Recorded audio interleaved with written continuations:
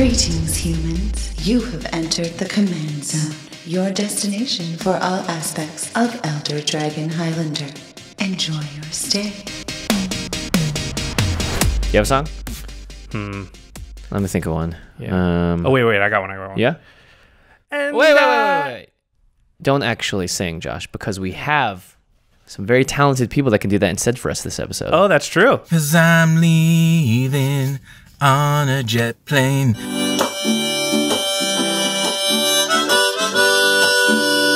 A knight of the table round should be invincible. Lucky for you, that's what I like. That's what I like. Oh, man, that was pretty good. Voices like angels.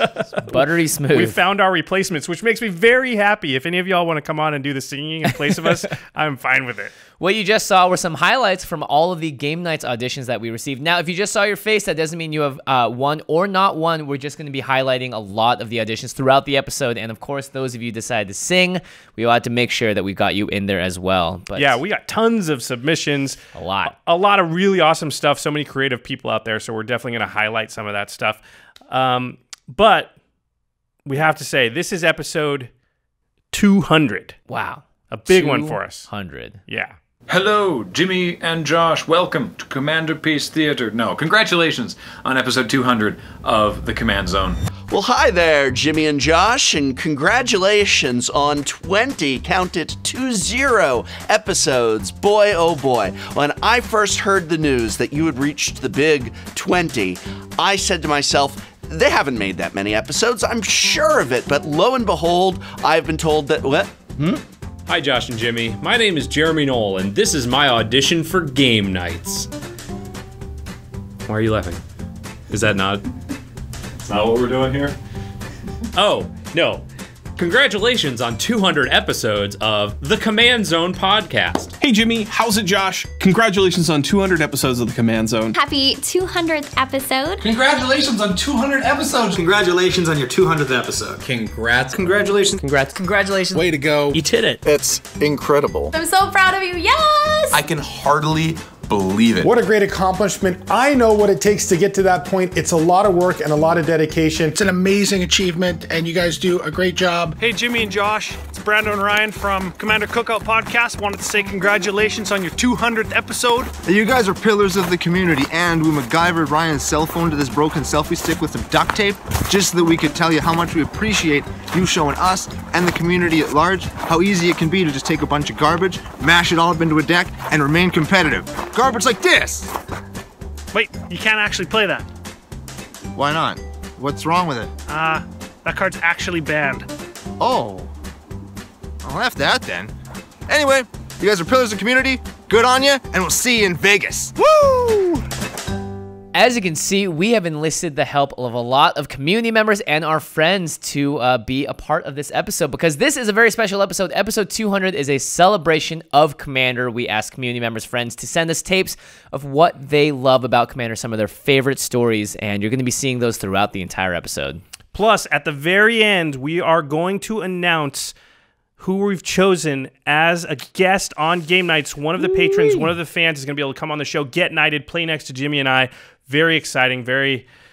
It was a big process. We got, again, over 400 submissions, so I'm excited to finally announce who the winner will be. But first, we have to make a shout out to our sponsors. If you go to cardkingdom.com/commandzone, use that affiliate link when you order your Magic product, your singles, anything surrounding the game like playmats, deck boxes, sleeves, all of that. You'll really be supporting the Command Zone podcast and Game Nights and making sure that our content continues to flow. That's right. Ultra Pro is our other sponsor of the show. So the next time you're at cardkingdom.com/commandzone, you want to pick up some playmats. Ultra Pro playmats are there. They're sleeves, deck boxes. They provide tons of auxiliary products for Magic, as well as the stuff you can find in your local game store. So again, just purchasing that product, supporting Ultra Pro supports us as well. I want to mention specifically the Relic tokens, the new thing from Ultra Pro. Go to your LGS. If they don't have them, ask them to ask Ultra Pro about them, and maybe they can get them in stock, and you can get a hold of those because they are awesome.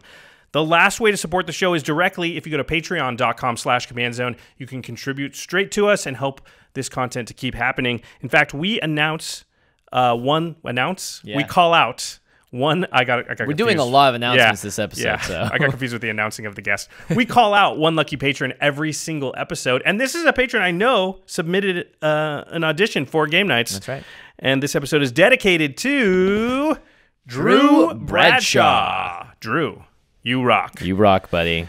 All right, Jimmy, here we go to the meat and potatoes of what is our 200th episode. Can you believe it? No, I honestly can't. I remember recording this for the first time in my apartment 3 years ago now. More than 3 years. So, oh my goodness. Our first ever episode was released on July 10th, 2014. Oh, which is 3 years and 8 months? 3 years and 8 months ago. Wow, we almost hit 4 years. That's insane. It's pretty crazy. So for those that don't know the story, Jimmy and I originally recorded 6 episodes of the podcast, cut them all together before we released the first one. We made some changes, obviously, along the way so that we'd make sure that we could achieve the highest quality out the gate. If you look at that early episode, which I'm sure is showing right now if you're watching on YouTube, you can see that the quality back then was not even close to what it is now. Yeah, it's similar to when we did our first quote-unquote Game Nights episode and to where it's come now. Also, we decided to do a set review like right out the gate. We did conspiracy. Episode. Yeah, that was like episode 3 and 4. I think were conspiracy episodes. Yeah, those were like 2-hour podcasts each too. We had to split into 2. It was insane. I don't know what we were doing, but we made it. That was 199 episodes ago. Since then, there's been over 182 hours of our voices in your head. Wow, I feel like it should be more. Yeah, some episodes are slightly shorter, some are longer. I guesstimated, honestly. I didn't like. It's 190 episodes, 99 episodes of our voices in your head. Yes, and my throat hurts. Yeah, from all that talking. So that's why we decided this time we're going to enlist the help of our friends in the community to talk about the Commander format, our favorite format, and we really asked them to choose. It didn't even make it off the table. I know. Better.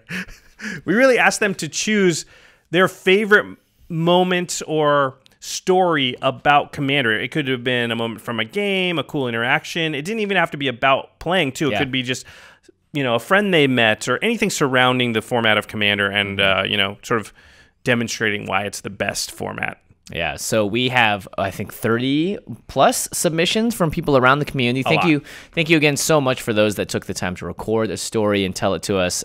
This is going to be a really fun episode, I think, for anyone that recognizes even a small percentage of these creators, because these are some great tales. Yeah, and speaking of tales, we're going to start with some of the tall tales, what we called tall tales, the stories from specific games of Commander from around the Magic sphere, the community. So our first clip is going to be from one of our very early guests, somebody who was in our first few months, the Magic historian, Brian David Marshall. BDM. I want to talk about one of my favorite Commander memories, which is actually very closely associated with you guys. It was at Grand Prix Las Vegas. You guys threw this party for Commander fans of the Command Zone, Magic fans, everybody, and it was just this tremendous night. It was so much fun, and I had one of the best games of Commander I ever played. I was playing my CDC deck, which I talked about on the Command Zone, and 4-player game. I'm player A. Player C is playing a Phoenix deck, and player D has been tormenting me about his Bajuka Bog that's somewhere in his deck the whole game, right? I'm playing CDC. I'm just kind of digging through my yard, trying to get set up. I've got a Runic Repetition in my hand that I've been holding on to forever. And player B goes, and finally casts his Phoenix, taps all his creatures, mills all my cards into my yard, untaps all his creatures, does it again, basically gets me down to 0 cards in library. Now, passes the turn. I'm going to die if I attempt to draw on an empty library, but I'm not worried, but I'm not letting on anything yet. Now it's player C's turn, draws for his turn, shows me the Bajuka Bog that he's been talking about the whole game. He literally just draws it that turn. And he shows me the Bajuka Bog, and he plays it. And if he plays it and targets me, I'm just dead. I can't do anything. But he figures I'm dead, so he actually removes the graveyard of player B, the player next after me in this turn sequence, who also had some graveyard stuff going on. I don't really remember what it was, but Bajuka Bogs him. And then everyone just he passes a turn, and everyone's just waiting for me to die on my draw step, but I've got Memory's Journey sitting in my yard. So I, flash it back, shuffle some cards back into my library, including Hedron Crab and Splendid Reclamation. And I play Hedron Crab, I play Splendid Reclamation. I have 28 lands in my graveyard, because like literally every land that's not in play is in my graveyard. And so I just target the Phoenix player with everything. He's going to lose. I then am able to flashback a spider spawning and just kind of stabilize my board. And then 2 turns later, I'm just kind of like managing my draw step with Runic Repetition and Memory's Journey, just going back and forth, build up an army of spiders, eventually shuffle a Craterhoof Behemoth back in, and I won. And it was just kind of like one of the most perfect games I got a chance to play with my my spider spawning deck. I got to do everything I could possibly want, including somehow surviving a Bajuka Bog. I loved it. I had a great time. People come up to me all the time and talk to me about my AC/DC deck just from hearing about it on your podcast. Can't wait to see what the next 200 episodes are like. Good luck and congratulations. Hi everyone, my name is Jesper Eising. I am a Danish magic card artist.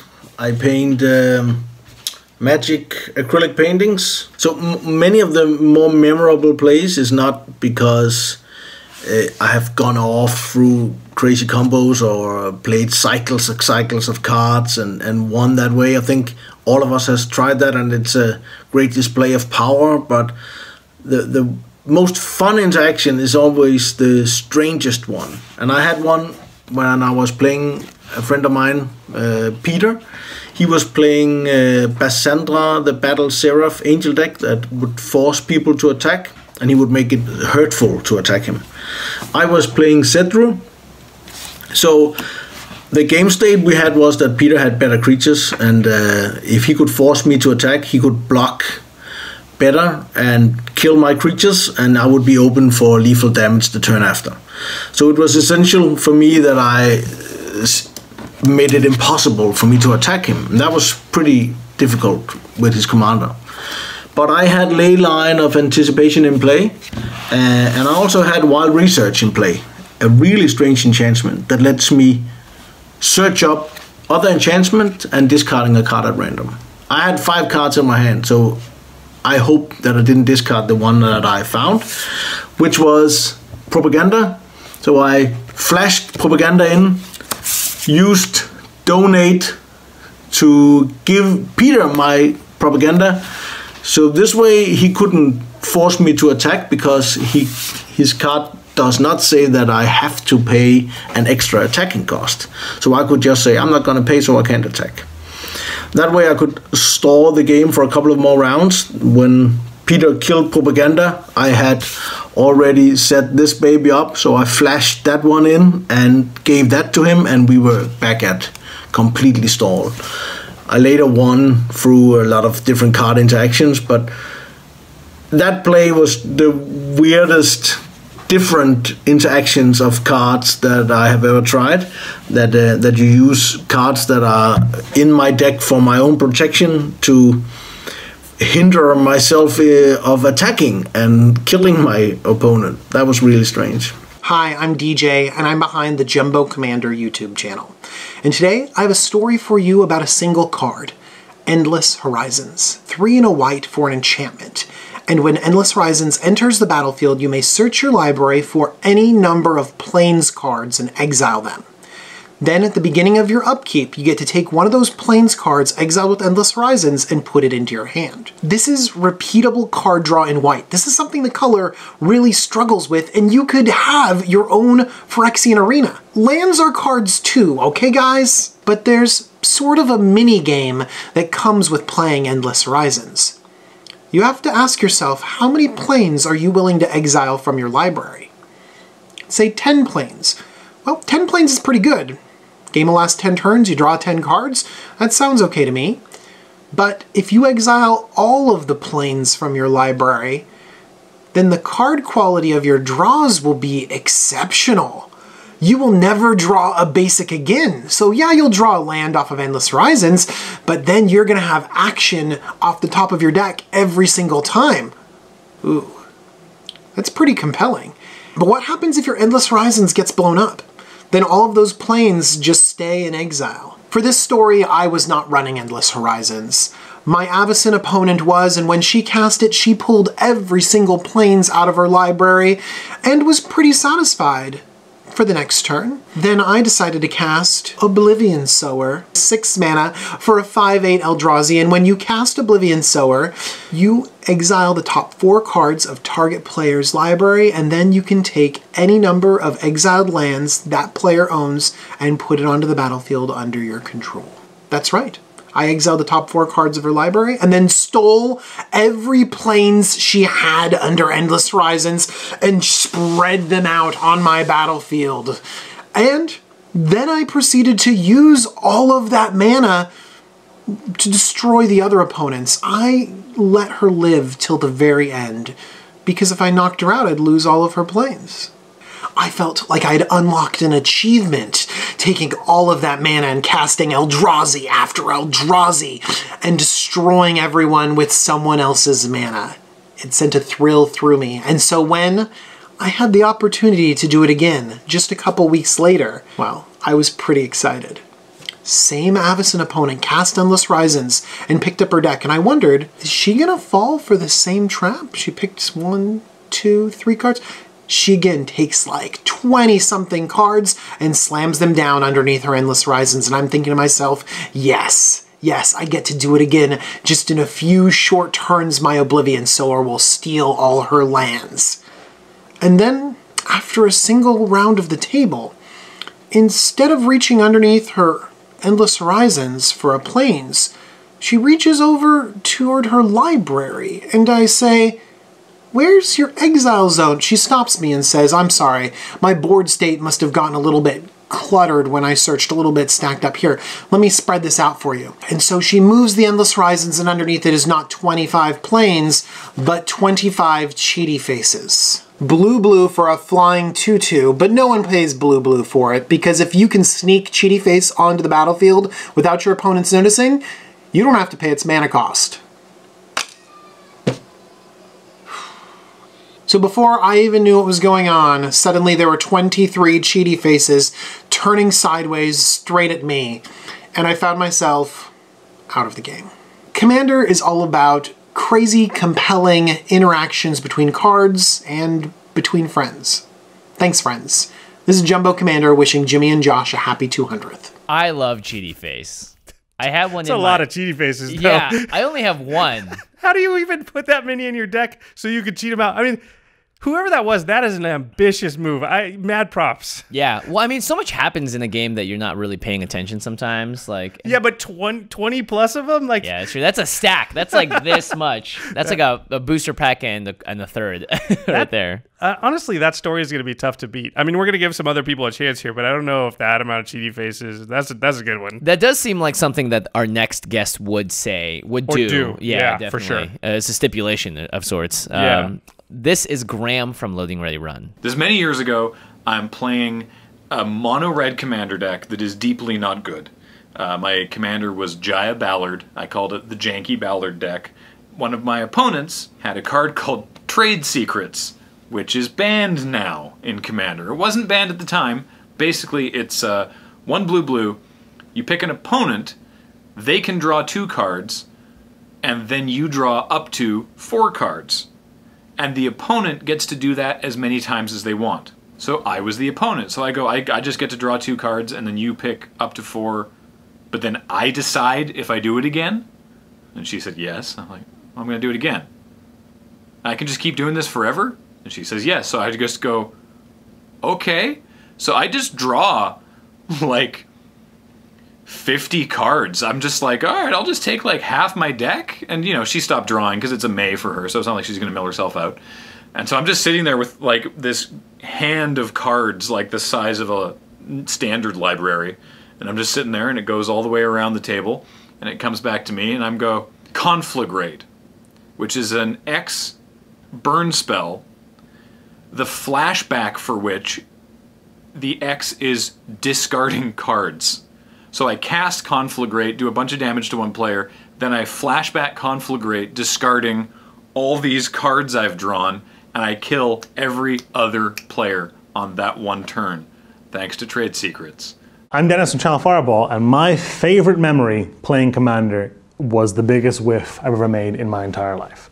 So I had this sweet Mizzix deck, or at least I thought it was sweet. And what the main purpose of the deck was to get a couple of counters on Mizzix and start taking a bunch of extra turns. And then you would copy extra turn cards like Time Warp and Time Stretch with Reverberate or Reiterate or things like that. And eventually just build up enough steam, build up enough turns that you could find a way to win somewhere in the deck.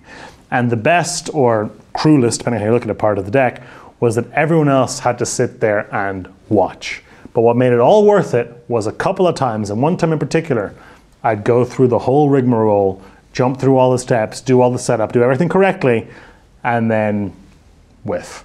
I'd run out of turns, or I'd run out of mana, or something key would get countered from somewhere, and it would all just fall apart. And building that beautiful house of cards that can either do everything or do absolutely nothing is what's really special to me about Commander. For my Commander story, there was a time where me and Jimmy Wong both had Consecrated Sphinxes out, and so we were drawing cards like crazy, and then at one point, Jimmy drops a Dream Halls into play, which basically allows us to play any card in our hand for free as long as you pitch a card. And so we got into basically an insane war between our libraries where we basically cast every card in our deck at each other to try to get the victory. And I don't even remember who won, but it was actually so funny because we just had a pile of cards in front of us. Our entire library is basically flipped over or in our hands. And that was definitely one of the most memorable Commander experiences I've ever had. I don't know who won that game either, Josh. I just know that it was ridiculous because we both were just unloading our hands left and right, and we were just stacking more and more and more counterspells and different things against each other. And I think it ended. I tried to even play like Time Stop and end the turn at one point, but it just kept going. It was insane. Yeah, he still responded to that. I mean, I was in that game, and I remember I had like a swan song. And I was like trying to figure out if there was a way I could time my one counterspell to make any difference. And at one point I did it, and then somehow one of you like managed to like fork one of your own spells to get back on top of the stack, and it didn't matter. Yeah, we were just like, nice try, Josh. We have business to do over here. And I was like, well, there's my one card I have that might do anything. You know, that's the great thing about Commander is that because I don't remember who won that game either. Yeah, and so I think we're the one format where like stuff happens, and the thing that happened is actually the important thing, and the winner or loser of the game is not. Yeah, which is what I love really about Commander. I now that I'm thinking more about it, I think I lost because I started digging for one last counterspell. But even then, I think Josh had like some other way to answer me. So, all right. And I'm not mattering. But Dream Halls, great card. Dream Halls is crazy. This next clip is kind of funny. Yeah, so this is almost related.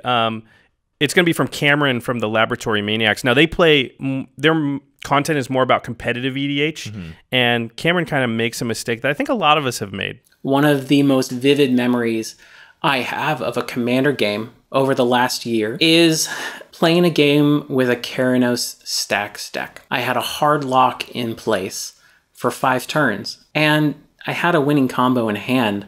I just didn't know it. It was one of the first games I'd played with the deck, and it was right as Dramatic Reversal and Isochron Scepter came about. And I did not see the interaction between Sensei's Divining Top and Dramatic Scepter, letting you draw your entire deck. I saw it after the fact, after my opponents had squeaked through that lock and put off a combo on their own. And it was one of the worst feelings I'd had in a long time in a game of Magic. I had a win, I didn't even see it.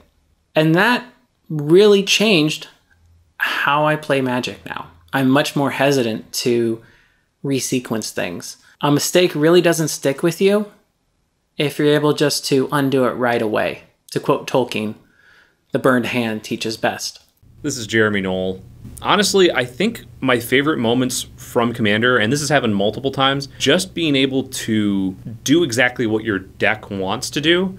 The 2 main decks that I have built, and I'm probably known for at this time, are my Tassiger Villainous Wealth deck and my Maelstrom Wanderer deck. That's not an infinite combo deck. So whenever I can actually get a Villainous Wealth for like 20 or 25 and still keep people in the game, like not have everybody concede immediately, or I recently had on Magic Online it's similar to Maelstrom Wanderer, Yidris cascading a Diluvian Primordial into a Soul's Ransom, into a Bloodbraid Elf, And for my Maelstrom Wanderer deck, I've definitely had situations where I've gone Maelstrom Wanderer into Ethereum Horn Sorcerer, into Bloodbraid Elf, into Shardless Agent, into something. Usually Felden's Cane or Ancestral Vision, which is way better than Felden's Cane.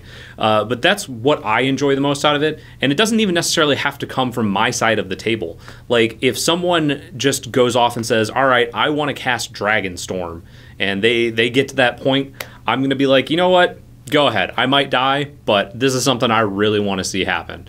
I just like those moments of pure joy on people's faces when the deck that they designed or the card that they designed around finally gets to resolve and do all the cool things that they've always wanted to do. Hey, this is Alex Kessler, co-host of the Masters of Modern podcast. My favorite Commander moment was actually very early on in Commander. It was when I was back in the EDH days before the Commander products came out. One of my first deck was a Sapperling Thalids deck that was really, really bad. And we were playing literally a 12-person match in someone's garage. And there are people with legacy cards doing crazy things, and everyone was like killing each other and ignoring me because I was a bad Thalids deck, and then I won the whole thing because everyone ignored me. It was my first really big win. It was a 12-person game, which was also insane, and that's probably my favorite moment. That was like the moment I was like, yes, Commander is for me. This is Ben Bate from the Masters of Modern podcast. My favorite Commander memory was that at GP Vegas over the summer, this last summer, we got to play an insane 4-person game where I took a repurposed Highlander Roulette deck and I made it into a Brea deck. And I ended up going 1v1 with Josh Lee Kwai in the final minutes of like this hour-and-a-half long game where I beat you, I think, with like a Galvanic Blast. Like, seriously, just like not Commander level card. But it was so much fun, and it totally gave me faith that this is a format that I'm going to play. And I've been working on a SIG deck ever since because I like really want to win with a bad Commander that I love. So, all right, see you guys. Ba-boom. Yeah, I died to a Galvanic Blast. I could be the only Commander player ever to have died to Galvanic, because no one plays that card. In a 3+ hour game, too, no less. Game. That was a crazy game. Ben, that was Ben's first game of Commander ever. It's one of the greatest games, I think, that I've ever been a part of, because literally we all fired all our bullets to the point where Galvanic Blast actually mattered. Yeah. I like that when you're like, I have to play Chromat. Every time that deck has to play Chromat, you're just like not. I mean, I was literally to the point where my win condition was swing with Chromat. That's all I had left in the deck that could win, because everything else had been milled and like, and I was like, but I still had a chance. I was like, if I can just swing 3 times with Chromat, I can win. Yeah, you know? But it turns out the guy that played Porcelain Legionnaire and Galvanic Blast won that game. That was awesome. Which is pretty hilarious. Our next clip is from Nissa Cosplay on Twitter, one of the top cosplayers right now in the Magic scene. Have you ever played against someone in costume, Josh? In costume? Mm-hmm. Yeah, you. Oh, yeah! On game nights. Yeah, that's right. Full costume. Man, we had good costumes. The best time I've had playing Commander was at a local convention. There was a little Commander tournament, and I was playing my Gazella Blade of Gold Knight deck. And I wasn't cosplay at that time, like right now. And so every time I would attack, I would just go like, to war! Raise my sword and swing it across the table.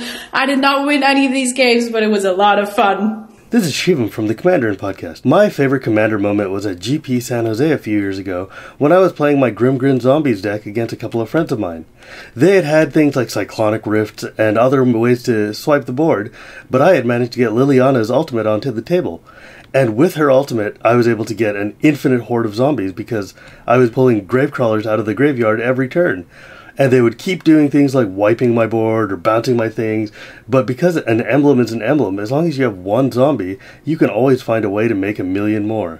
Slowly and inexorably, I managed to get, I think it was something like 1,024 zombies on the table at one point, and just crushed the entire table one by one, slowly, inexorably, inevitably. Zombies are amazing, tokens are amazing, and there's something about just having your deck slow and steady win thematically and in an impressive fashion is just so much fun. Hey Jimmy and Josh, Sam here from Kitchen Table Magic. I wanted to tell you about the first time I built a Commander deck. Me, being a blue mage, I wanted to make an Urtai the Corrupted deck. Now, I wanted to counter all the things, play all the spells, win all the games, you know how it goes. I didn't really have a resource like the command zone, so I didn't really know how to build my deck. I didn't really know how to curve out what to put in it, what not to put in it. So I ended up just jamming all these 7 and 8 mana spells. I didn't have enough lands. I mean, you know how it goes. It was pretty bad because the first time I played with my friends, I just kind of sat there for the first 15 turns kind of not doing anything, and it was just like so derpy, right? So they just kind of left me alone. They all felt kind of sorry for me until the top deck gods would smile upon me, and I drew this amazing little enchantment called Rhystic Study. Now this thing is a commander powerhouse. When left unchecked, people get to draw a ton of cards because they just don't really want to pay that 1 colorless to make you not draw the card. And it was awesome because they left me alone. I got to draw like 4 or 5 cards every go around, and eventually I was able to stabilize. I drew all my land, I drew all my threats, and needless to say, I won that game.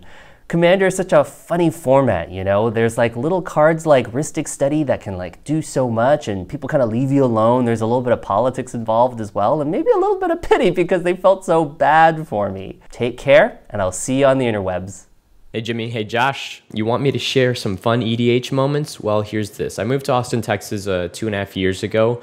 Stumbled into the local game store, Pat's Games, one night for EDH, and I beat a soon-to-be friend called Jason on the stack with Nin the Pain Artist and a Psychosis Crawler by activating Nin the Pain Artist twice to kill him on the stack. That was fun. Jason thought it was a good way to die, and he invited me to the play group. So, you know, for 2 years solid, Jason, Ian, Brian, and I were meeting every Saturday or Sunday nights to play EDH games, have dinner, drink some Moscow mules, you know, live the good life. So on my phone, I like to keep track of EDH moments, like very, very silly, fun things that have happened. So I'm going to read a couple of those to you right now. All right, so the first one comes from very recently. I have a creature, I have Yidris with a Sword of the Animist on him, so I really want that attack trigger. And I'm looking around the table, look at Ian, and he says, I won't block, I give you my word. Come get your trigger. So I attack him with Yidris and, of course, Swords to Plowshares. All right, awesome. All right, here's another one. Mum attacks Ian with a gigantic dragon, and Ian casts Deflecting Palm in response. That's good. This was one of the best ones. All right, so Mum is playing Atraxa. He's got a Proliferate deck, and Ian is playing Taking Turns, you know, sort of Narset style. So what Mum does, he proliferates Ian's Ral Zarek so that Ral Zarek can ultimate and beats Jason in turns. Takes 4 extra turns to beat him off of Ral Zarek's ultimate. Very good. Another fun aspect of our playgroup is that nobody can pronounce card names right. Shout out to Saffron Olive. So Jason at the end step says, okay, draw a card, and Ian says, oh, because of Kios and Tina.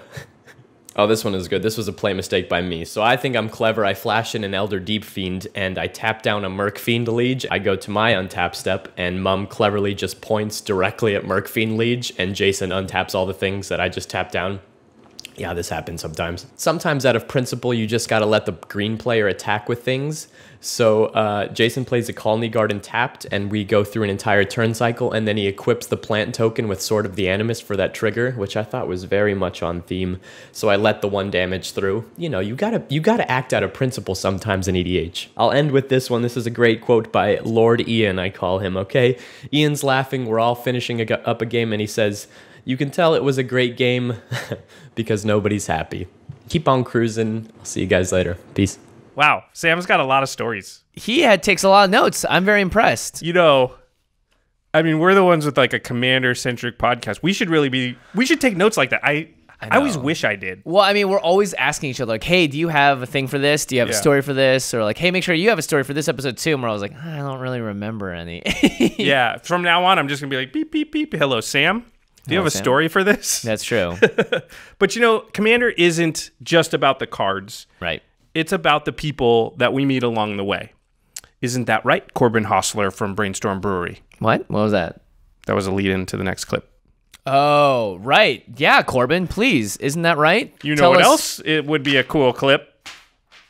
I tried to think of a moment that was just my favorite, that really stood out. And the more I thought about it, the more I realized that, to me, Commander is all of these things. It's all these big, exciting moments. It's all this politicking. It's all this grand stuff. But at the end of the day, it's a way to just hang out with great friends like you guys and have a good time and enjoy this hobby that we all share. And when I look back on all the Commander I've played on all these years, it's not any one particular moment that stands out to me. It's just all these memories of all these late nights at the store, all these late nights at Grand Prix with you guys, all these fun moments that just add up and really make Magic more than just a game, make Commander more than just a format. And, you know, you guys really represent the best of the Commander community with the podcast. You bring us all together, and it's been really great to watch you guys grow, and I want to wish you luck on the next 200 episodes. So thank you, guys. So for me, it's less about the individual card than it is about the actual players themselves. When I started writing, so much of what I was writing was because of the community itself. Whether it was a case of them providing me with article ideas or card ideas for some of the decks that I was coming up with, the community has always been 100% supportive. I finally got the chance to actually meet a few of these people in person a few years ago when Adam Staborski and I went to Grand Prix Worcester. And I got a chance to actually meet a lot of the people that I had been talking with.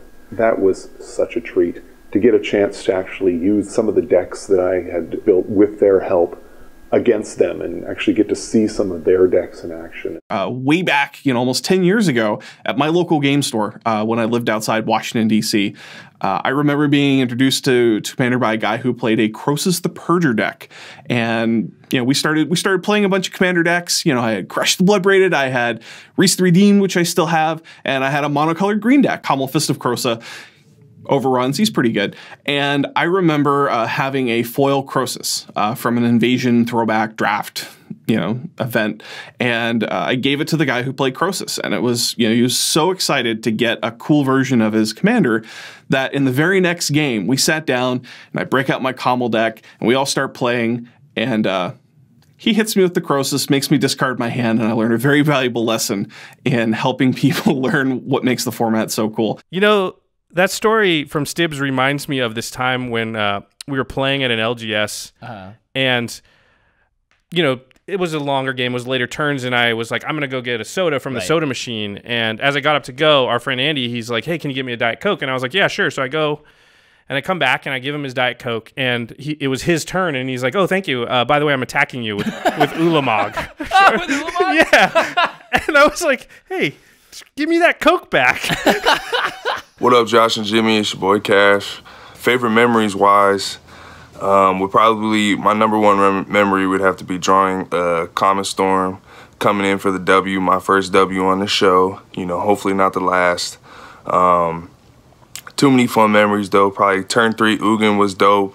Everybody loved that, but there's a ton of fun memories that we've had on camera, off camera, as far as, Magic and stuff. You guys are awesome. I love what you do for the community. I think it's amazing, how much dope content you guys have put out. And, I know everybody's a huge fan of this show. I'm a huge fan of the show. I want you guys to do another 200 episodes, another 2,000 episodes. I think this is going to be a big time thing for you guys. And, I'm just happy to be a part. So thanks for including me. And again, congratulations on your guys' 200th episode. I'm Dana. I'm Max. And I'm Chris. We are Commander Central. We are a podcast about Commander out of Eau Claire, Wisconsin. You are a standard player. Yes, standard and draft. So you walk in the store and see 4 guys in the corner at a table playing some multiplayer game. With 100 cards. Massive decks, right. Yes. And I remember sitting there looking and going, wow, those cards are not legal. Well, what are they playing? Well, you were talking to the store the store owner. I remember you asking him, and because we're playing, and I could kind of hear it. And then you came over. You're like just watching what we were playing and asking questions and stuff about it. And I remember thinking, I'm like, he's probably not going to come back because he's just asking questions. And like the next week, you were back with a Commander deck. Yep, I came with slivers and got hated out of the game real fast. You absolutely did. And it was deserved. But I mean, that was 4 years ago, and we've been playing Commander ever since then. Every week. And since then, Chris has gotten married, and we've gone to Chris's wedding, and Chris comes and takes care of Max's cat when Max is on vacation. Yep. And, Max and I have gone to concerts together. Like, we're legitimately, you guys have become 2 of the best friends I have just by virtue of meeting and playing Commander. Playing a game. Playing a game. And it's made a huge difference on, like, outside of the game, my life, having you guys as friends. That's a big deal. Yeah, same for me. Same here. My Commander story is actually about friendship, and it's about a friendship that I made years ago now, And it's partially because of Commander. So when I first started making Commander decks, I was a little bit confused. I wasn't sure if I was supposed to just kill people, if I was supposed to just have fun. And so what I ended up doing is saying, I'm gonna do the most absurd thing I can. And so the Commander I picked at the time was Guafa Hazid Profiteer. And I thought, oh, I'm gonna build some stupid deck. I had all these ideas for it. The deck was actually really sweet. During the course of building the deck, I realized I needed bribery counters. And there aren't any. I was just throwing dice or whatever on other people's stuff. But I had tweeted about this, and a friend of mine, Inkwell Looter, you may know him, he actually got back to me and said, I've made you some counters. I've made you bribery counters just for you. And he sent me a PDF. I printed out the bribery counters, and they're great. They're little bags of money with like an eyeball on them. And I cut them out, and I would be putting them all over everybody's permanents. But it always stood out to me as such a kind gesture. He just did that for fun. He just did that because he wanted to. I didn't pay him. I didn't even ask him. It was just really nice. And out of the kindness of old Inkwell Looter's heart to do that. And we're still friends to this day. If I'm down at a GP, I'll do my best to try to hang out with him. I've hired him for stuff for my podcasts and everything, to do artwork for it. And we still talk every once in a while online as well. So even though it wasn't like a super sweet in-game play, it was a friendship that started in part because of Commander. Once again, congratulations, guys. And we'll see you at episode number 400. That's really cool. The community for limited resources is really prolific and dedicated, right? That's a show that's been around for like 6 years now, I feel like, almost. I feel like I feel like they're closing in on 500 episodes. Yeah, so I mean, that for sure. I mean, maybe someday someone will make us some counters. Do we have to get to 500 episodes? I hope not. This next story is from a friend that I've played Commander with, but only at our GP Vegas event was the last time I played with him, and he had an amazing, awesome deck. He's one of the designers of the game. It's Ethan Fleischer. I'm Ethan Fleischer. I'm a senior game designer in Magic R&D. The moment I really, truly fell in love with Commander as a format was at a Grand Prix in Seattle. I already knew this was a great format where you could make huge splashy plays, but I was spell slinging, and this guy came up to me with this deck. It was an Edric deck, and turn one he plays Shinoden Dryads, which is 1/1 for Forest Walk, and I was like, what is going on here? What is this? And then he proceeded to just play 2 more 1-drops on turn 2 and 3 more 1-drops on turn 3, and attack me and draw tons of cards and combo off with Beastmaster Ascension, but all of these cards were terrible cards. Terrible, just 1/1 flyers, and I was like, what is this deck? I need to find out about this deck. And so I looked it up on the internet, and I was so excited because then I truly realized that this was a format where you could win with complete jank, unplayable and limited cards, and you could do anything here. That was pretty amazing. I was actually, when I first moved out to LA, I was going to sell a bunch of my old cards from 94, 95 to get some extra money to, you know, start living in LA. And so I went to this card shop that was over in Beverly Hills, and I bring in a bunch of my old single cards. Because what I remembered was 60 card decks, you had to have 4 of every card, and I never really had that. So I had a bunch of single cards that were really good, and when I went to bring them in to sell them, this kid behind the desk convinced me that I should pick up this format called Commander, that I had apparently a lot of cards that would fit really well into this format. So, reluctantly, I came back the next day. He said, I'll bring you a deck, you'll be fine. Went the next day, played Commander for the first time, and fell in love. The group aspect of it was something that I never really had before. You know, I played mostly against my cousin 1v1, and he didn't really know how to play. I didn't really know how to play back in the day. And it was just a lot of fun from the start. Commander's my favorite format because you can kind of hang out with friends. It's basically just hanging out with friends at the table. Everybody's doing something. Everybody's created a deck that they kind of wanted to play or wanted to test out. And it's just a fun way of playing, you know, super chess with a bunch of friends. Long-time listener, first-time caller Tim Willoughby here, and I wanted to tell you my favourite thing about Commander. I've always loved building decks, and Commander, well, it gives you more options than almost anything else. And I want to tell you about one very special deck I had a chance to design for a fellow coverage member who will remain nameless, who actually doesn't like Commander very much, and I was trying to find a way of getting him into it. The Commander I chose was Phage the Untouchable, because the whole theme of this deck was trying to find ways for him to get into and out of a game of Commander just as quickly as possible. Every single card in the deck had some way of losing life or indeed losing the entire game, nothing else. So yes to Mana Crypt, no to Sol Ring. This was all about the theme, and it ended up being a really cool deck. Sometimes, yes, you'd sit down and play and go, ha, I'm going to cast Necropotence and pay basically all my life. But the really fun games were the games where actually either he was playing the deck or someone else was playing the deck and trying to find clever ways of winning using this deck that was kind of designed to lose the game.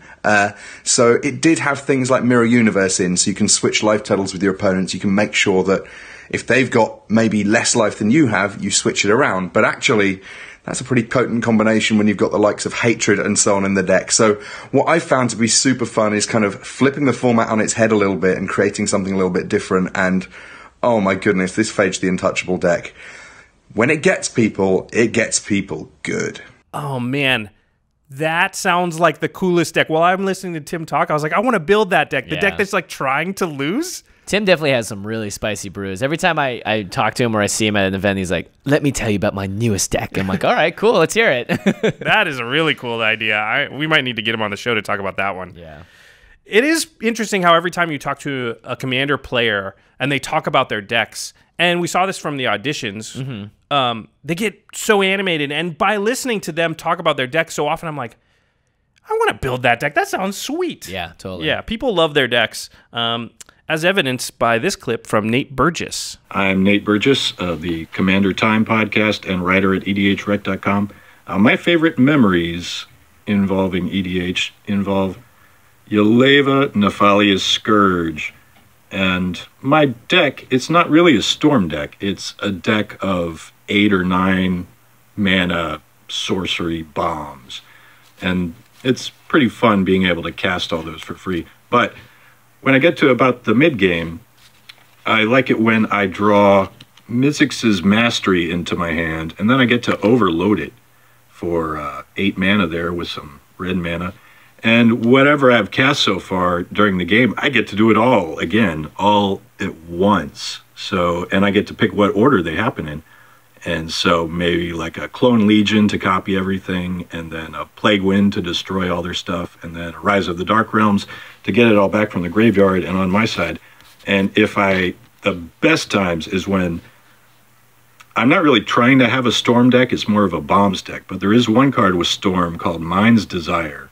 And if that's in my graveyard, when I cast the Mizzix's Mastery overloaded, then I do that one last, and then however many spells and bombs I just destroyed everyone with, I get to do that many cards off the top of my library, and that's a lot of fun. You know, one of my happiest Commander memories is when I first played with my Leovold deck. I had seen Leovold spoiled in Conspiracy and was so excited to build Commander around him. It wasn't just that his mechanics were so unique and interesting, which always gets me very excited, but his flavor and the way it worked with those mechanics was just over the top for me. And so I designed a Leovold deck, and I went through all this trouble to foil it out, put it together, engineer it. I was just so in love with this deck. I played it with my play group, and it was probably one of the best games of Commander ever. Obviously, everybody had to team up against me, and it was still a big challenge for them. It was the first time I had played the deck, and so piloting it was difficult for me, and I had to really think on the spot. I really worked up a sweat. Everybody was having a difficult time, but in a good way. It was a challenge. We saw our way through. I did win in the end, but just barely. I think it was truly one of the most epic games. And then afterwards, I looked at the deck, I looked at my friends in the play group, and I said, well, we can never do this again. They said, wait, what? Why? And I said, you don't want to do this again and again every single time. If I pull out Leovold, then every game is going to be just like this one. It's going to become monotonous. It's going to become grueling. It's going to become misery. I can see it now. That was an incredible experience, but I don't want our Commander nights to just be the same thing over and over, and with good Commander decks, it's a different experience each time, but I felt with that Leovold deck, it would just be the same me crushing all of them, or all of them having to just barely take me down in the same manner each time I disassembled the deck. It was one experience that I had with it, and it was one of the best. Commander can bring that, and I really like that about the game. Yeah, well, I think we've all had that experience where you built that deck and you're like, well, that deck is too good. Yep. Yeah. Or it just gets banned out from under you, too. Yeah, or sort of virtually banned where your playgroup's like, I don't want to play against that deck. Yeah, or like, oh, you're doing that, and everyone like groans. They look at the deck they're playing, like, maybe I'm just going to take another deck out, or like, And I'm going to kill sit this you one first. out. Yeah, exactly. That's what happens in our playgroup. If the deck people don't like, they just all kill you first. Yep. Yeah. Well, you know, the great thing about our format is how diverse it is, right? Everyone can love it for their own reasons. You know, there's people that love the format because of the different variants, like secret partners and things like that. Right, Some or people- arch enemy, like playing chase. Some people like the finance side of the game and Commander, or some people are game designers at Wizards of the Coast. Yeah, I find that really fascinating because they make the game, so they have a whole different perspective on it. And some people are like pro players, people that play on the Pro Tour and stuff. So that's really cool too. Yeah, this is all sort of demonstrated by our next set of clips. And, well, let's start with our good friend Gaby Spartz. Hey Command Zone! I'm here to tell you about my favorite Commander memory, and I'm actually going to do a show and tell for it. These are the Commander 2013 decks, and this is how I first got into Commander. My friends and I at the time, some of us had a lot of experience in Magic, and some of us, me specifically, had never played Magic before. So Commander was a really cool way to bring both sets of players, the players who had a lot of experience, the players who were brand new, into an experience that was really fun and casual and just like lighthearted and funny. So we even, you know, sleeved up all the decks. They're all sleeved. They were all labeled. This is the Naya deck. These are the Commander sets that came with the really big cards. And what we actually did back then is we combined it with Plane Chase. And if you've never played Plane Chase, this is what the cards look like. But basically you get to go from planes to planes, and each planes changes the rules for what happens in the battlefield. So really wacky things happen, like Orzhova. When you planeswalk away from Orzhova, each player returns all creature cards from his or her graveyard to the battlefield. So there's Wraths, there's things that make you exchange all your creatures with other players. There's this, which just brings back cards from the graveyard. And you don't always trigger these. You don't always get the planeswalk. You have to roll a dice to see what happens. So on top of Commander already being kind of like free-for-all and silly like that, the planes really added this extra dimension of just chaos and craziness, and it was awesome. So after we started doing this, eventually we built our own Commander decks, and we kind of went from there. But I have such fun memories of this. I haven't played with these Commander decks in so long, but I have such fun memories of when we actually used to play like this. And I think it's one of the things that makes Commander awesome, is just bringing people together. This is senior game designer Gavin Verhey. I've made Commander 2017, I was the lead designer of it, and Commander 2018 coming out this summer, full of all kinds of wonderful surprises. Wouldn't you like to know about them? I want to tell a story about how Commander really impacted my life. My background, I'm not a Commander player. I'm a competitive player. I came off the Pro Tour. I was, growing up in my design role at the time, and my manager was like, hey, we've got a few positions for teams coming up. What would you be interested in? Maybe you want to take this. You could be a really good fit for lead designing Commander 2017. And in my head, I was torn because designing a Commander set would be cool. Like that's awesome. Like that's a huge, huge accomplishment. But I wasn't a Commander player at all. And my boss is like, Bart Gottlieb was like, you know what? Take some time to think about it, come back, take the weekend, and let me know what you think. I was just kind of wandering around, and I went to this game store called the Uncommons in New York City. It's a cute little game store, exactly what you would imagine a game store would be in New York. A very tiny little place, but full of games, and of course, Magic players. And I walked in to see what was going on. It's kind of like a board gaming cafe. And I didn't really know anybody there, but I saw a few people who were opening up some brand new Commander decks from that year in the back of the store. And I didn't know them, and they didn't know me. But I sat down, and they're like, hey, are you guys about to play Commander? And they're like, yeah. And there were 4 of them, and there were 5 decks that were released at that time. And I was like, well, hey, I'll go pick up the 5th deck, and then come back, and we can all play it together.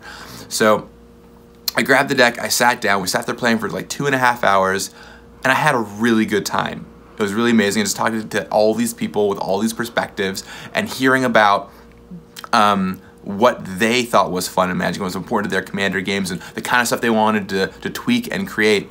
I realized at that moment, I love this kind of gameplay. I love these players. You know what? It's crazy. I'm not a Commander player yet, but let's try this thing. Let's see what happens. And, you know, actually some of these guys are still my friends. I still see them every time I go back to New York. Shout out to you guys, Sean and Wah and everyone out there. After that, I fly back to Wizards, and the next week I talk to my boss, and I'm like, hey, I'm in, let's do this thing. And basically, in the past few years, I've gone from someone who only really played Commander when I had to, spell slinging, to someone who's actively building decks, creating decks, thinking about the format, and kind of one of the main Commander champions in R&D. It's been a phenomenal experience to kind of grow up with the Command Zone as a Commander player. So thank you guys for all your hard work, and I really can't wait for you guys to see what's coming out in Commander 2018 later this year. What's so great about EDH? What makes it the best format? My genesis into EDH started with money. Back when value trading was still a thing, I would go to these events with 3-4 binders full of cards, just, you know, trying to make some swaps, make it worth my while. And the people who were real competitive players only had about 3 or 4 cards they were looking for. Like, I only need Snapcaster, and I need Huntmaster of the Fells, and I need Liliana, and it started to grate on me a little bit. Why was I lugging around all these binders and talking to these competitive players when really all they were interested is the same 3 or 4 cards? And those were the cards the dealers were paying the best on anyway, so I wasn't inclined to trade those away. It started to really bum me out.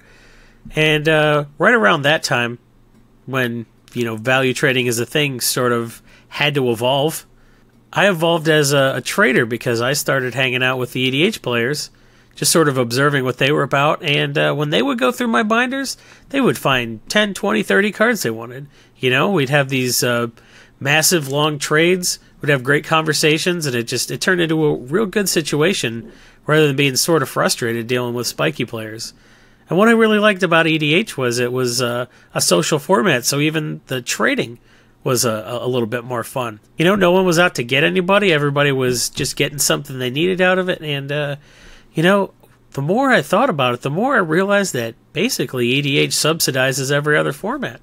You know, if it weren't for EDH, there'd only be like 300 Magic cards worth money. EDH players, they have to play 100 cards, and, you know, they can only have one of each of those cards in the deck. So all of a sudden, they're having to get real creative and find all kind of crazy stuff from Magic's history. And when you do that, you know, you're making some cards retain their value. So, you know, when people keep their collections, all of a sudden they're not losing all their value at rotation just because something's not good in Standard anymore. So all of a sudden what you have is you have thousands of Magic cards that get to retain some of their value, and it makes booster packs worth opening. So really, EDH at this point is basically propping up the entire game. You know, don't tell the spiky people I said that, but it's 100% true, you know? So thank you, EDH players, for digging deep into Magic's history and finding all kind of crazy cards. Well, I mean, of course, Jason's going to talk about finance. Yeah. Doesn't surprise Surprising me. no one. I mean, we all love the format for our own reasons. It's fine. Yeah, this falls exactly in line with every time he comes on the show, we talk about finance too. So it's true. Yeah. I'm sure he would love to come on and talk about something else. Like, he did originate the 75% theory. I know, right? Yeah, but we're always like, no, our audience wants to know like what cards they should get right now for cheap before they go up. Yeah. Our next story is from a group. Actually, it is the Magic Mike's podcast with Erin Campbell, Evan Irwin, and Reuben Bressler. So take it away. Us here at Magic Mike's for Evan and Reuben and Erin, we were asked to share one of our favorite Commander memories, and for me, it's a little meta because the thing I remember most and like most about Commander was back in 2011 when it was still EDH, and Wizards said, hey, we're going to make this Commander. We're going to officially turn it into a format. It was a huge shift. Like, not only was EDH popular, but like EDH turned into Commander, turned into an explosion. And working at Star City Games at the time, there was definitely this feel that like there's this island of misfit toys that you can now buy and now do things, and they're super cool and they don't have to be super competitive, quote unquote. And all of these cards that no one cared about, suddenly everybody cared about them. And that to me is a beautiful thing about Commander. My favorite thing about Commander is when you discover synergies in your deck that you didn't know existed. You know, I'm not a brewer, so I admit that most of my Commander decks I found online. I'm a net decker, if you will. And a lot of times you don't really understand why cards are in your deck. You know, someone's telling you to play them and they seem to have a lot of experience. They seem to get a lot of positive feedback. And so you're basically trusting somebody's judgment. And so you're taking this deck and sometimes you don't always read the cards. You know, sometimes you hit that affiliate button, the cards come to you, you sleeve it up and you go to EDH night. And my first ever deck was Daxos, and I didn't realize that Daxos' creatures that he makes count as enchantments. And I had a Doomlake Giant on the board, and when the light hit me, I was like, oh, I can just wipe their board, and I just started making creatures. And I have this weird thing I do on our videos where when I do broken things, I can't help but laugh. And so the table knew something was going on because I just started cackling and I couldn't help it. And I do that a lot. And usually that comes from the light bulb going off and going, I can do broken things. Yeah. And that's something I don't really experience in other formats because I tend to know the deck so well that I'm playing, but I don't get to play Commander as much as I like to. So I tend to have those aha moments. And those are the moments that make me enjoy Commander the most. I was a big EDH player back when I was in college. I had a really good play group at the Wizards Guild in Athens, Ohio. And my first foray was a couple of decks. I had like a Set-Kuar Deathkeeper tokens deck where I just made 1 million tokens and sacrificed a bunch of stuff and then cast things like Savage Beating and attacked you for 85,000. I had a Grand Arbiter Augustin deck that was creature-based. It wasn't really a control deck like a lot of the Grand Arbiter decks these days, but it had stuff like Revelark and Blink effects and things like that. But my favorite of those decks was I built an Angus Mackenzie deck that was Enchantress. Oof. And it had 50 enchantments in it. Jeez. It had things like Dream Tides. It had some weirdo stuff in it. And even just last week, I was looking through some old cards in a box that I had found.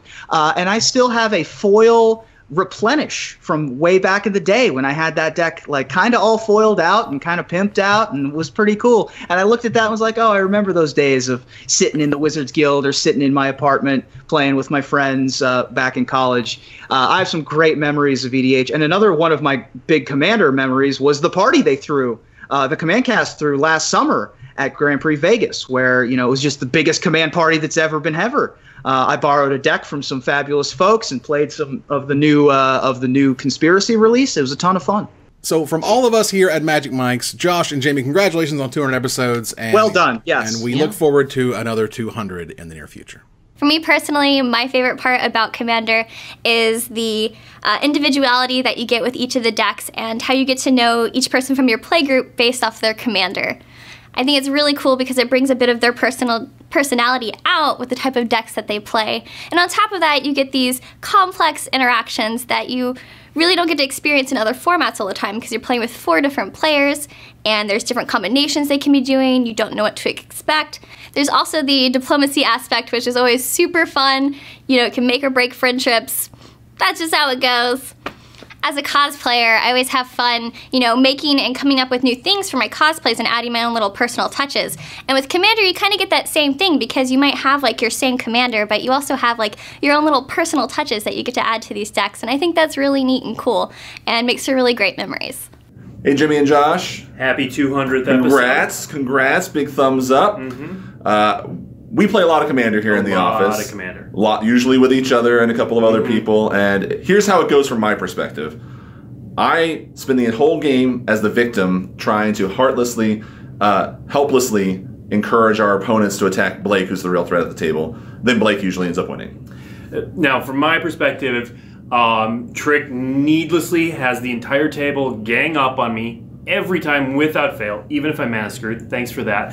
And then heroically, I fight back and I vanquish all my foes and win, usually with like doubling season and Jace Architect of Thought, which is sweet. And a lot more blue cards. Yeah. But congratulations, guys, and we'll see you around. See you later. See you in episode 300. All right. That wraps it up for our community and friend stories and segments on the show. Thank you guys for all submitting your clips. It was great to see all of them. And that, of course, leads me to say to the listeners, including other community members that may have missed the deadline or been busy or maybe even missed the message, I want to know what your favorite Commander stories are. I want to know why you love the format and, you know, tweet it at us. Maybe even film a video if you weren't able to. We'd love to get the message out there because there are a lot of great untold stories. Yeah, it's such a great format, and it was great to hear and see all the perspectives from the different people in the community about it. So thanks, everybody, for helping out. Another big thanks to cardkingdom.com/CommandZone. Again, use that affiliate link when you order your Magic products and singles, and you will be keeping the lights on here at the Command Zone and game nights, and we really do appreciate it. Yeah, and we couldn't be more thankful to Card Kingdom and, of course, Ultra Pro, who have been great sponsors for us and game nights and been really supportive, and, of course, release awesome products and have great customer service and just continue to up the quality on what they're doing as well, so we can proudly have them as our sponsors and speak about them positively because they deserve the praise. It is also pretty cool to get Eclipse sleeves for all of our decks because they're awesome. Well, you took all of them. I'm actually... What? That's not true. I'm missing... There's like a box right over here. Maybe. All right. We're going to skip the end step because we have a sort of still a big process to go through right here. We are moving to the portion of the show where we are getting ready to announce who we've chosen among the patrons to be a guest on game nights. So we got like we said, over 400 submissions from all around the world. How's it, Jimmy and Josh? How's it, Command Zone? How's it? How's it? How's it? How's it? How's it? How's it? How's it from the East Coast? My name is Alex. I'm Henry. My name's Reuben Bressler. MTG Lissy here. My name is Larry Lee. And this is my dog, Gunther. I am from the currently frigid Minneapolis, Minnesota. Harlem, New York City, Pennsylvania, British Columbia, Canada, Tucson, Arizona. I'm from Argentina, Gothenburg, Sweden, Cologne, Germany, Brazil, Wales in the UK, from the Philippines. I live in Denmark. I'm a writer and coder, active duty Air Force, amateur chef, NASA scientist, data analyst, and this is my Game Nights audition video. So, enough witty intro banter. It's time to talk about Magic. The deck that I would want to play is the Locust God, Animar, Darian, Sirac, Malgus, Mayal, Alicia, who smiles at death, Gashat, Sun's Avatar, Xenagos, the Reaper King, Zur the Enchanter. Now, hold on. I know what you're thinking, Josh. What are you doing? I have traveled far and won many battles. 4 players and 1 EDH game ago. What's the point of lands if you can't play spells? What are you doing? I'm just watching the best podcast on YouTube right now. Okay. I wanna play Magic with Jimmy and Josh. I play Razaket because I don't play soft. I've been playing Magic since I was about 7. Been playing the game since about Cons block. For just about a year now. I'm actually pretty new to Magic. Jimmy, you like to drink salt water? I bathe in it. Swing with Kozilek, Butcher of Truth. Bob likes cards. He likes family eating cards. Bob, thank you. So rich in flavor. Things such as my Circle of Durdle. What is the Magic the Gathering YouTube show I always tell you to go watch? The Professor on Solarian Community? Okay, yes, I do tell you to watch that. Tell them Daddy should come and play Magic with them. How can you say no to that face? You know, one thing that really caught me off guard is how much effort some people put into their auditions. I was expecting everyone just to point a camera at their face and talk for up to 3 minutes, but there were some clips that were super edited. There were ones that filmed against green screen and all the music and the singing that we showed as well. So that really caught me off guard, and it blew me away, honestly. Yeah, I mean, I'm getting goosebumps just thinking about it. Like, watching those clips, there were people that did their own little short films. They did, like, parody commercials. There was a lot of music involved. You know, I would say there was a lot of people within these 400 submissions that I really truly believe should just make Magic content of their own. Like, you don't need to be on game nights. You should be making your own stuff because you have really good ideas. It's really funny. We're going to show some of that stuff here because there was just so many cool moments. Yeah. All right, for those of you just tuning in, we're about to start making a meal for my favorite general of all time today, Thromok the Insatiable. Hi, Balam Nakar here for the best Kinaos and Tyro deck of Melodies for EDH. This Kinaos and Tyro deck is unique! Most decks with the same commander are focused on Group Hog, Bila for enchantments, or even Planeswalkers. So call now to order this Kinaos and Tyro creature stealing and cloning deck. My Gahiji deck is one of a kind with the sweetest of Naya tech you can find. With Group Hug, if I'm in a bind, and some creatures to beat you down. Table politics is the name of the game as we negotiate and choose where to aim. I have a great idea for Game Night's episode. I know you guys want it to be epic.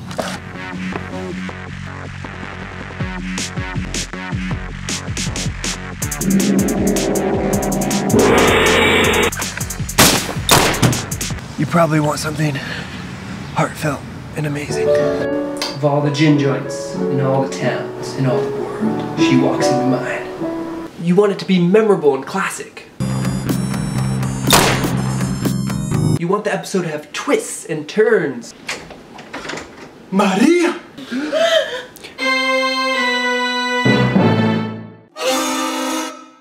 Mi hermano! No.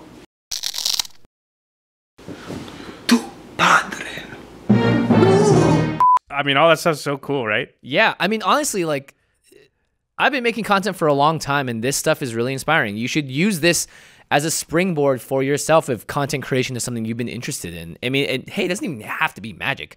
Just putting a camera, having an idea, and filming it, and making something out of it, and sharing it with the world. Like, I for sure know that I would want to watch that kind of stuff. So, if any of you felt that tickle, that inkling, I know you did. Yeah.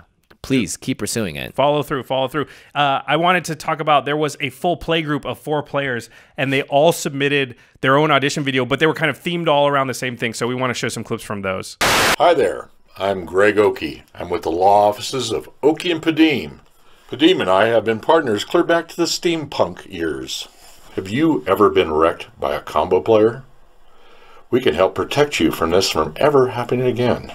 Does it hurt when someone's allowed to have a Mirari's Wake for more than 2 turns? Hi, my name is Dr. Kylie Fortner, and I'd like to introduce you to Rubinia, your once daily medicine for your playgroup's afflictions. We all struggle from the constant, irresponsible magic games. If you find yourself struggling, like we all do, try Rubinia. Hi, I'm Eric Ward here, introducing the best goblin shaman you've never heard of, Ben Benaki Hermit. And if you call right now, we'll throw in this octopus plushie hat for free. Now you can channel your own Kami of Trickery in style. Here's how to lock in your gameplay today.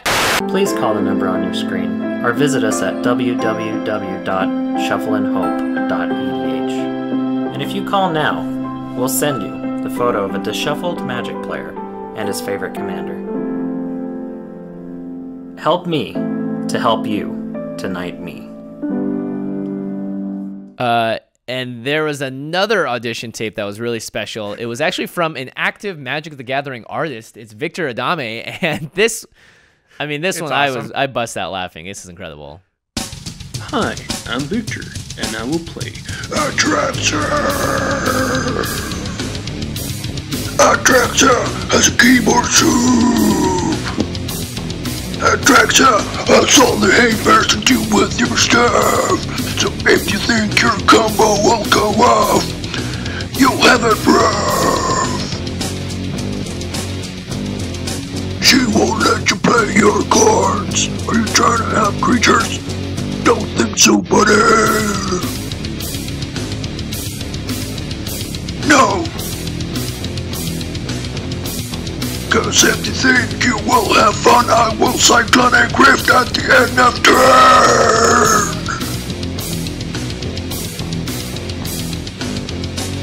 Attractor! I mean, who knew Victor Adame was a metalhead? I hope his next card features that face paint. That would be so awesome. Or it's like Kiss, something. Yeah, it's a Kiss-esque. Yeah, that was pretty sweet. Okay, I know. You want us to announce the winner. Yes, it is time. It is time now. I want to reiterate here. It was really difficult to pick a winner. We narrowed it down, but there was a lot of auditions that we thought were good enough to choose. And this is definitely a talent pool. I mean, we have all the auditions. They're all sitting on our server. We can go back to them later, and I think we probably will. There are at least a few people in there that I was like, if we have a chance, I want to bring that person on. So if you auditioned and your name is not chosen right now, because we're going to announce the winner. Don't give up hope. Don't give up hope, because I think there's a chance for a few of you that you could still be picked for the show at some point. And there's, again, a chance that we're going to do this audition process in the future and open it up to other people. So this is not the end. This is the beginning. That was sounding kind of cliche, but I said it. Okay. Trust me, I've been in enough casting rooms, Josh. Oh, yeah. These words are very important. So do not give up hope. And if you're not chosen, again, it's a great time to, think about if you want to, like, hey, maybe the audition could have been better, or, hey, I want to make more content in general. This is a great chance. I don't need Jimmy and Josh. I can just make my own stuff. And based on this, a lot of you can, and you don't need us. I did want to say one more thing. Known content creators, we did get some, actually, we got quite a few auditions from people that are already known in the Magic community. We didn't couldn't choose you guys. That wouldn't look fair. So we were only choosing from a fan and somebody who's not already known for making content. The rest of the content creators that did try out, you'll have chances in the future to come on as a guest on the show, similar to other guests. Yeah, you kind of already have a leg up in a lot of ways. So we wanted to make sure that this was something definitely for 100%, someone that was a fan and didn't have even close to an opportunity to get on the show. That's why we wanted to provide airfare and all that stuff. But I still very much appreciate seeing all of the content creators that submitted stuff. It was very humbling to know that these people were fans of the show, wanted to be on it, and that to me was, I don't know, made me feel really happy and warm on the inside, so thank you. Okay, this is it. The next clip we're going to play is going to be from the winner, the one we've chosen to be a guest on Game Night. So, hang on. If you see your face, it's you. It's you. Roll the clip. What's up, Josh and Jimmy? My name is Jacob Holloway. My patron ID is Gmo88. I am 29 years old, soon to be 30, from Columbus, Ohio, and this is my Game Nights audition. My personal and current favorite deck right now is a 4-color whitelist partners deck, and the theme of it is anything you can do, I can do better. And it is a clones deck. So this has been my audition for Game Nights. Thank you very much for the opportunity. I look forward to flying out and meeting you soon. Congratulations, Jacob. Congrats, man. Very excited to have you as a guest on the show. Really liked your audition. Again, for the rest of you that weren't chosen, I do want to say that there were a number of great auditions, and that is definitely a treasure trove that we're going to be going back to in the future. I can see us digging in there and picking a few people out. Again in the future. So this is a brand new road that we've embarked on, and the road has not ended yet. There's plenty this of is path kind in of front like us. it's a testing process. It's an experiment. It went so well. I could really see us doing it again. So yeah, you know what else went so well? What else went so well? I don't know. The Masters of Modern Podcast, perhaps? Yes, our sister podcast. Alex Kessler, Ben Bateman, both of whom were already on this show. They also have their own show. You just called it the Masters of Modern Podcast. I was about to say the name again, but might as well say it twice.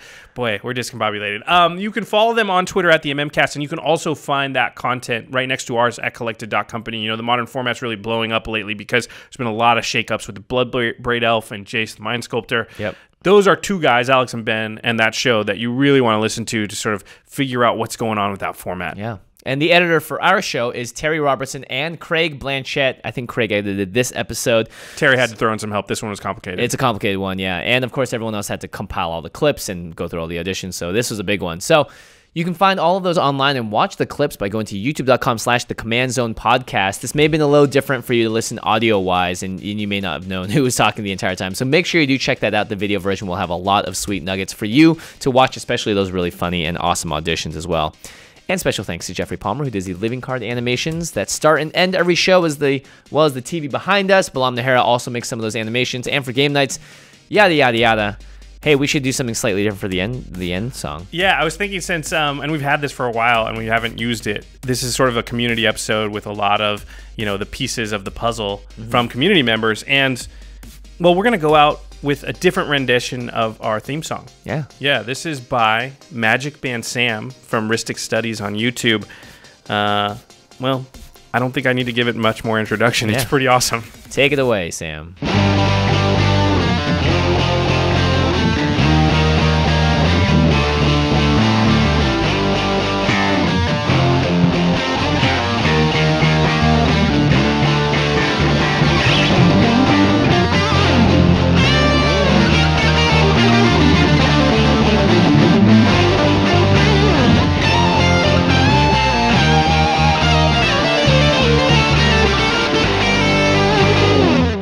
Greetings, humans.